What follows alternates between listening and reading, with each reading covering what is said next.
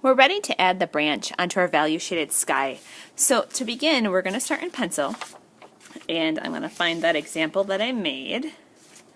So here it is. I want to look on the board at those branch examples, and you will see that the branch for this project is going to have to start off the page. Otherwise it's going to look like it's floating.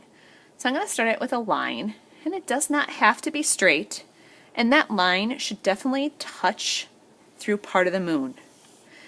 I want my branch to be 2 lines thick. So at the edge of the paper, it's going to be thicker, and as it comes out, it's going to get skinnier. And I'm trying to cover this little blob that I had from my oops when I was painting. So I'm going to make my branch kind of make a Y at the end, and I'm going to cover up that blob and that Y.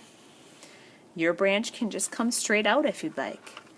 On that branch, I'm going to have a few limbs, again, 2 lines thick, and they come and get skinnier towards the end.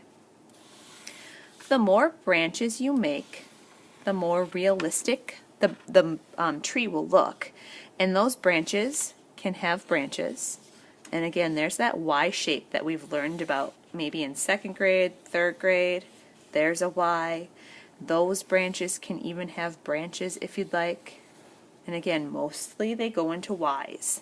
The more you add, the more realistic the tree will look.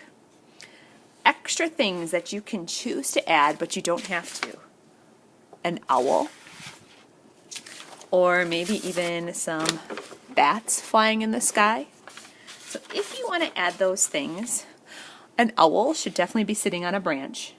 So I kind of start with a curved line, and I make an oval bottom, kind of making it look symmetrical. And for this project, it's pretty effective if you just leave the eyes white. And if you want to add that beak in there, you could, and that would also be just white. Bats would be a circle, 2 triangles. I make a sad face on both sides, and then the letter M kind of stretch out. And your bats could be big, they could be small as they get further away. Once you have those things drawn in pencil, we're going to start with black paint. And most of you have a brush that's about this size. If you have something super, super tiny and need some really tiny fine details, you will find some extra brushes out on the counter to use. So as we're painting, we want to think about nice, steady lines.